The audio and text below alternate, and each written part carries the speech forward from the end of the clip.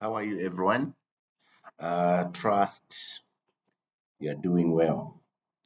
So today, I just felt and thought of sharing a few tips on the prestigious Chevening Scholarship.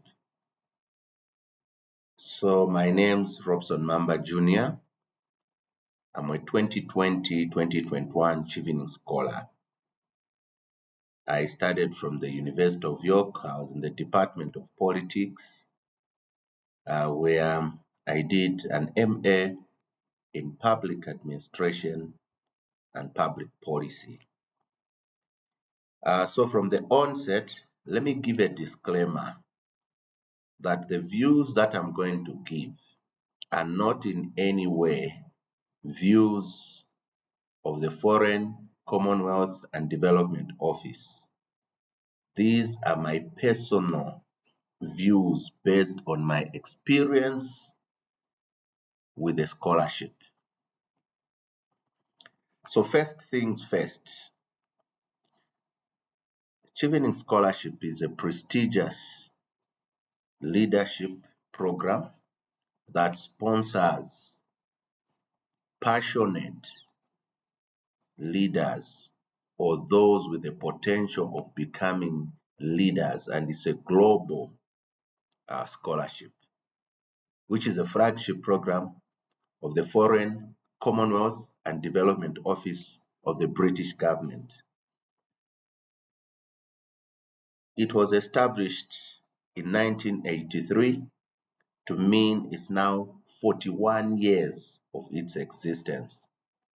Over time, nearly 66,000 people have benefited from over 140 countries across the globe.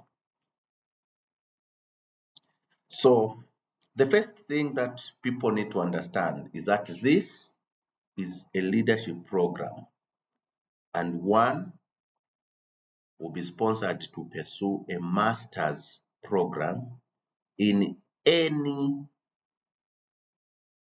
program, any field of their choice, tenable from any university within the United Kingdom.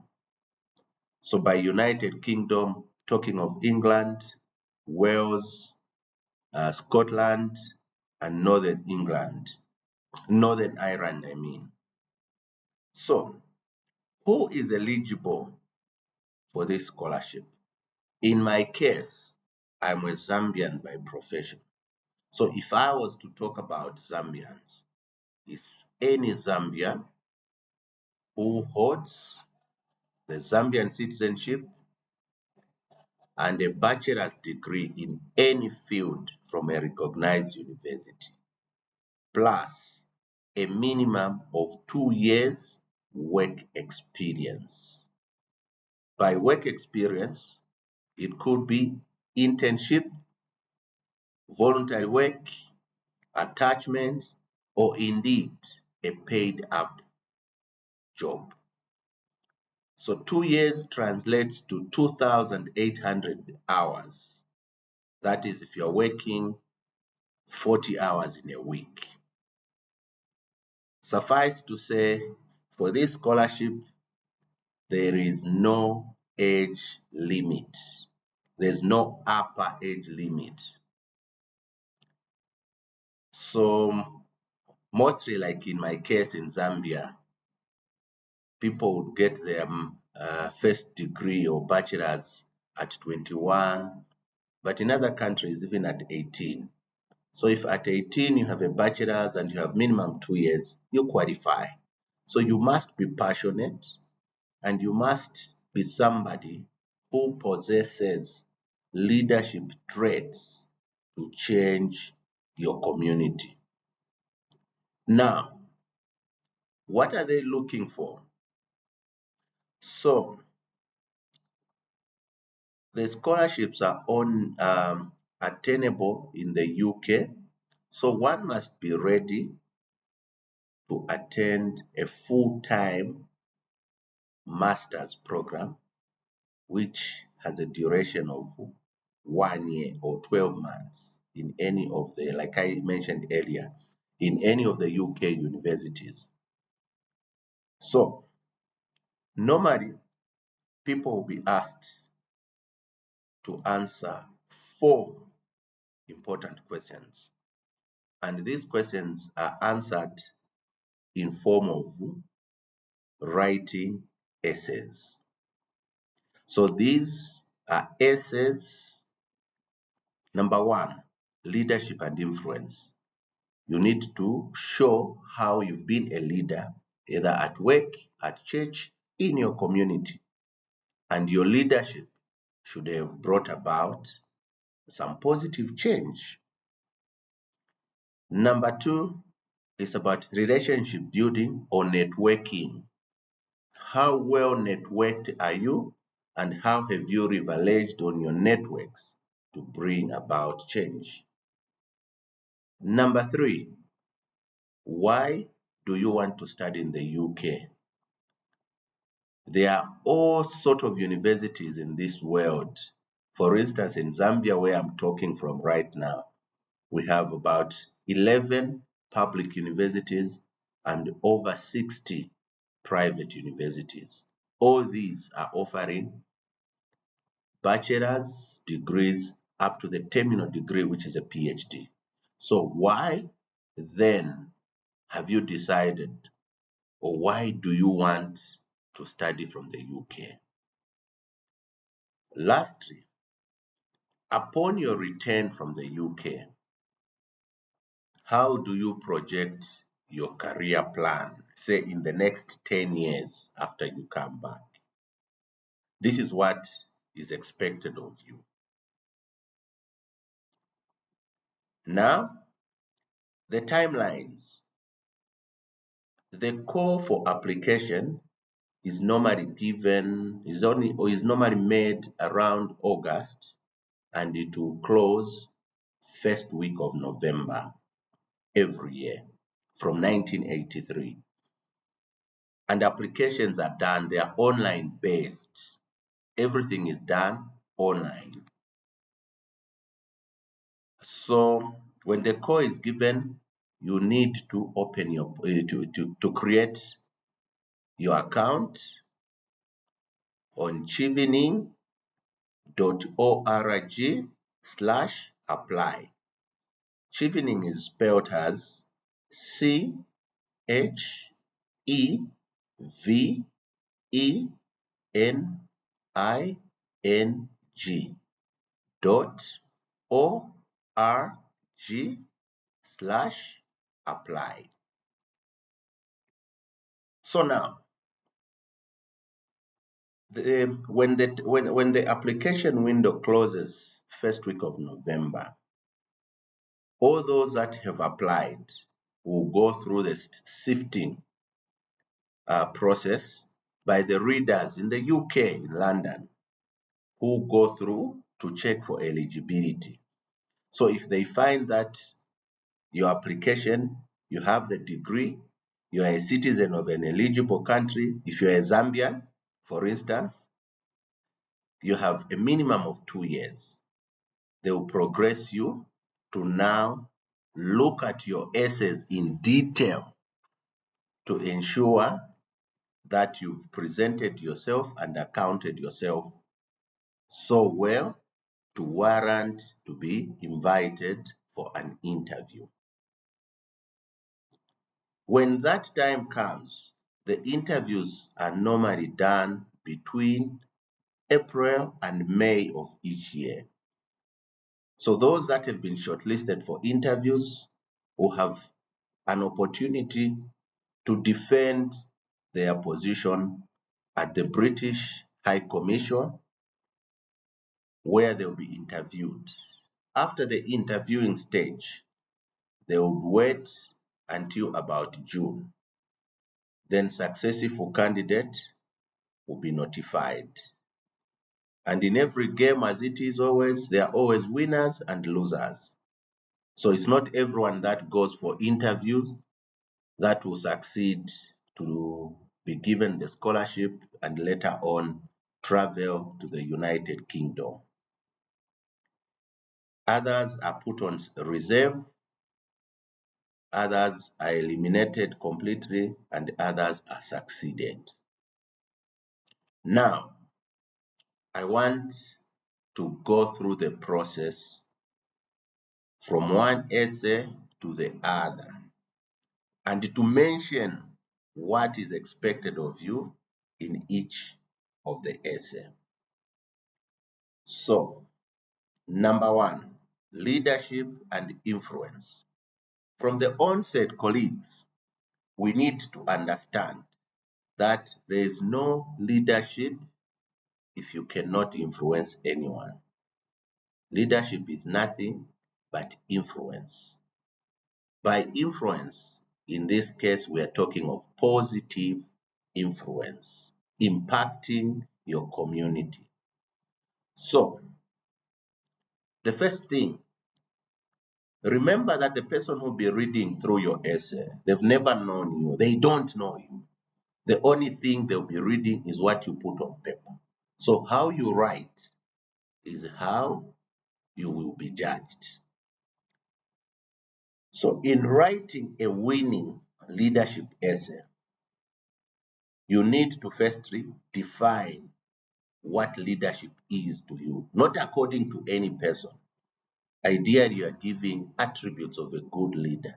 And those attributes, you are saying it is you. For instance, you can say leadership is about empathy. Leadership is about team building. After doing this, you will have to demonstrate how you've been that leader and doing whatever you say you are. That is number one.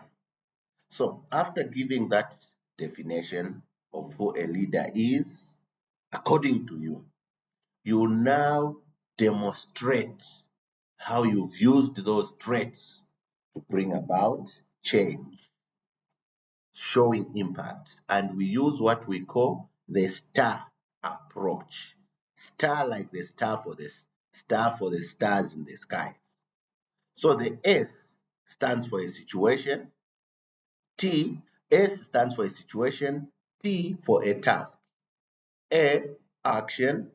R, results. You can even add L, lessons learned. Excuse me. So let me now explain this in a bit detail. So you think of a situation, for instance, I'll give an example. You live in an area where there's too many cases of teenage pregnancies or young girls forced into early marriages.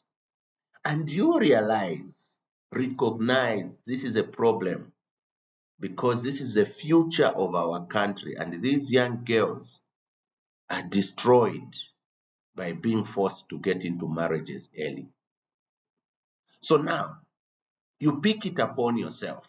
You belong to this church or you belong to this community. You start up a class at your community or church. You start teaching or raising awareness to your church members on the evils of early marriages and the effects that they have on the girl child. So the situation is early marriages. The task is to try and end this vice. The action is what you do as an individual. So say after formulating that class, you start that class and you talk to parents, you talk to young girls, and the numbers of early marriages, teenage pregnancies reduce drastically. That will be the result. Then you can say, through that, I picked a lesson that if you have a candid or truthful talk with the community, no matter how difficult the situation, you will be able to get your desired results. So as you give this example, you need even to quantify your achievement. This is the only way that you will show that what you are doing had an impact in the community. Then, as you conclude, you can give 2, 3, depending examples of yourself influencing the community, your workplace, your church to bring about positive change. So don't think of bigger things when you say impact. It's not moving mountains. It is small, small things that will make you stand aloof as compared to any other person. So as you conclude, you define what leadership is, you demonstrate how you've been a leader. Now you conclude this essay to indicate how much you wish to get to the UK so that you can join the more than 60,000, now close to 70,000 world leaders that have been trained courtesy of Foreign, Commonwealth, and Development Office. Essay number 2, relationship building and networking. So, by networking, what most people think every time they hear of networking is you having 200 business cards in your wallet or your purse, which are not being used for anything. Let me disappoint you by telling you, you can have even 300 business cards. If those cards are not used to bring about any change, any positive change, they are not worthy to be called a network. Remember, your network is your net worth. Now, there's a difference between being a networker and being a user or abuser of others. Colleagues would think, if I know the minister, I know the MP, I know the chairman in my community, whenever I'm stuck, I'll go and get help. If that help is only for you, that is not networking, that is abusing people. By networking or relationship building, we are talking of networking for mutual benefit. What do I mean? It is more like scratch my back, I'll scratch yours. So, in crafting a winning relationship building or networking essay, you follow the same sequence, STAR approach. So, you begin by defining what networking is according to you. If networking is meeting new people every day and making them a family to be doing things, if networking is about enhancing others or about helping others.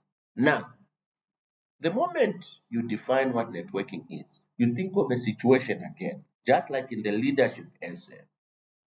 Let me give a very simple example. If in my area where I stay, there's a leaking sewer pipe, and this leaking sewer pipe is producing this bad stench, there's water coming from the sewer system. Then I happen to be friends with the area councillor or somebody who works for the water and sanitation company. Then I approach them because I know them. I say there's a leaking pipe, a leaking sewer pipe. If it is not worked on, there's a potential danger of a disease outbreak, and the entire area will be flooded. People will be sleeping in the mess that is coming out of that sewer pipe. Then the area councillor engages the water and sanitation company. They come to work on that problem. Firstly, I've benefited as an initiator of that process because the sewer system was affecting me, was affecting my family. Now, the bigger picture is that the entire community that was affected has been helped. Say the street, there are 20 houses, 20 families, the minimum in each family, maybe there are 5 or 2 people. We are talking close to 60 people that have been helped because of me using the network that I have. So as you be thinking of those examples, think of where you've leveraged on your network to bring about positive change in your community. So you can give 2, 3 examples. Remember, you've got only 500 words.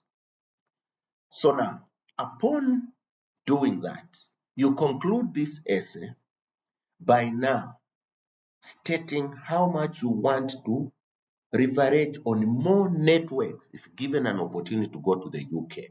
And these networks are not only for you, they are for use back home when you get back to your country. Because remember, this particular scholarship, the moment you are done with your studies, you are required to go back to your home country and to implement whatever you learned for at least 2 years before you can get any sponsored British government scholarship.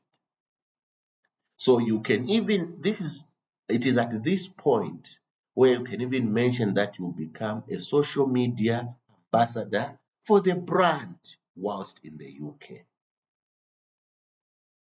Essay number 3, studying in the UK. Why do you want to study in the UK? Instead of going to your local universities, or instead of going to the USA, Germany, Sweden, Australia, Japan, they are prestigious universities in all these places. So the first thing that you do as a rule of the thumb, you need to recognize and appreciate the fact that the UK is known for having prestigious universities, top-notch, top ranking. And you believe that when you are trained, given an opportunity to train from this environment, you will become a renowned profession and leader in your own right that will bring about change or positive impact in your community. So as you mention the prestigious universities of the UK and what they will do, turn you into, transform you into, you need also to state the skills or professional gaps within yourself or the country at large that you feel by given an opportunity to start from the UK, you'll be helped to bridge those gaps. Now, after mentioning this, how will the UK help you to do this?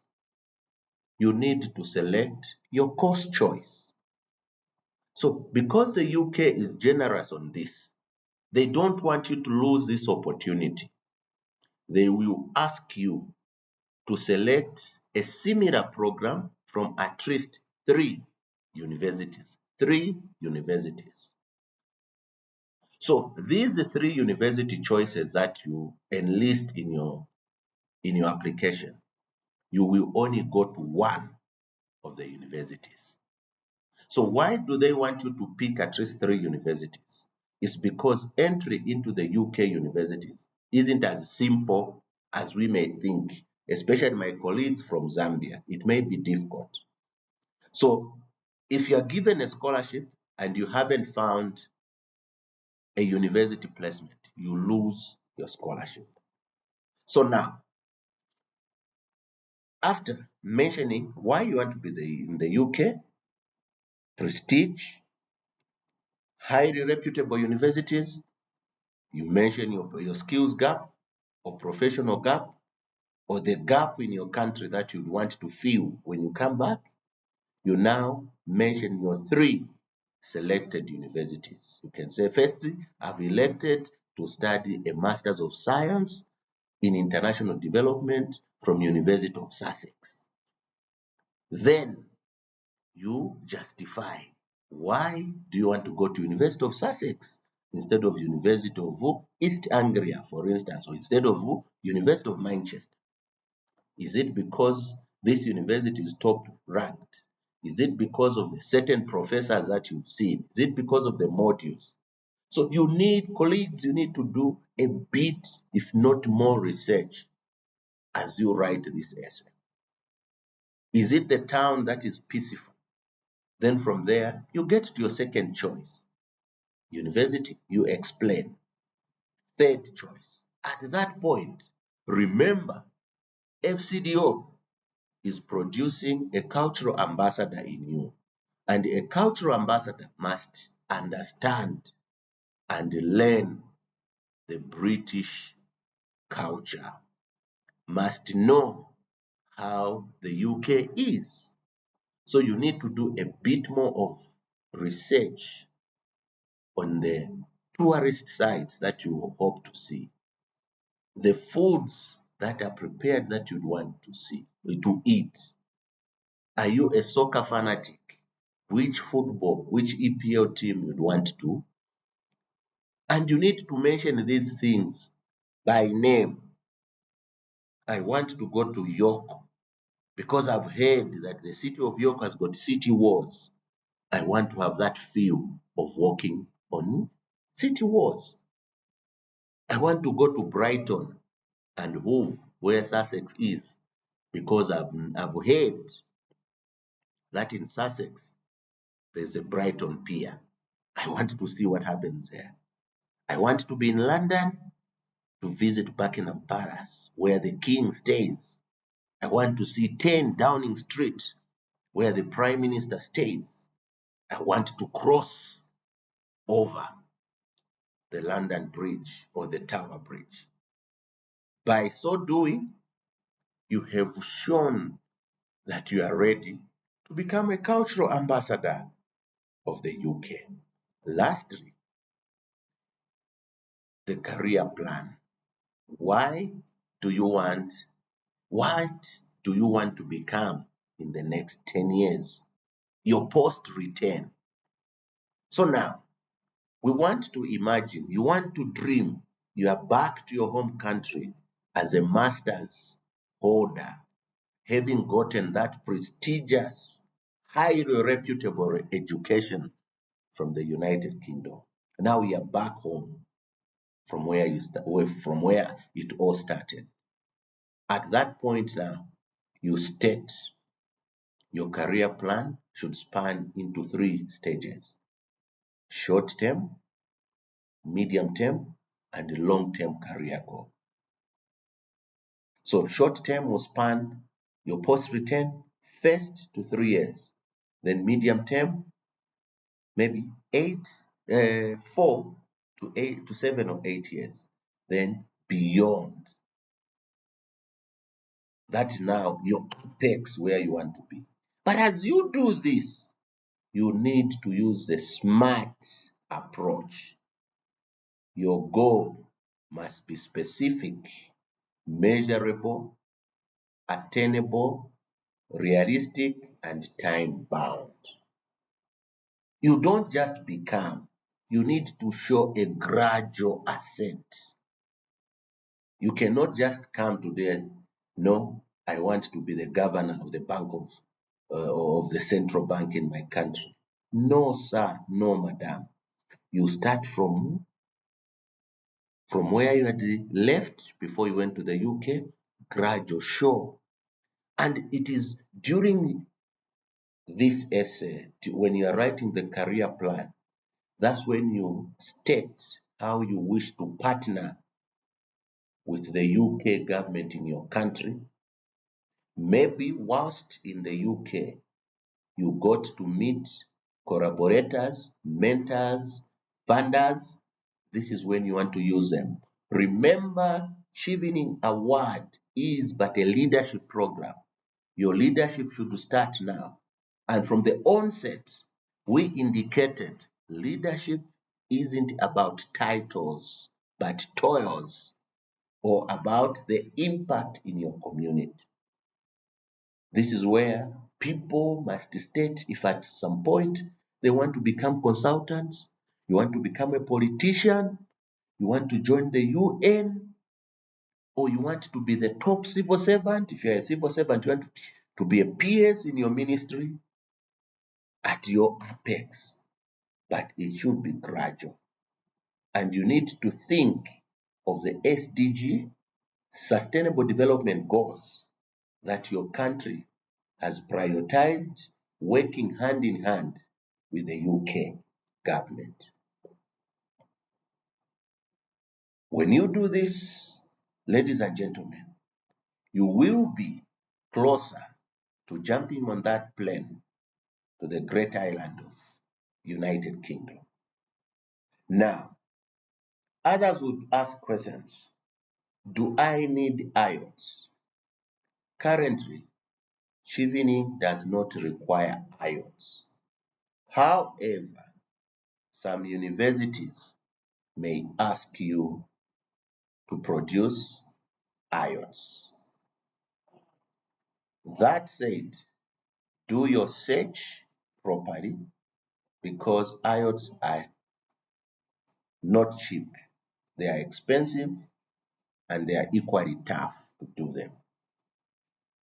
Thank you for listening, and I wish you success as you push in that powerful application so that you can join this bandwagon of Chevening alumni. Indeed, it's a game changer. Bye.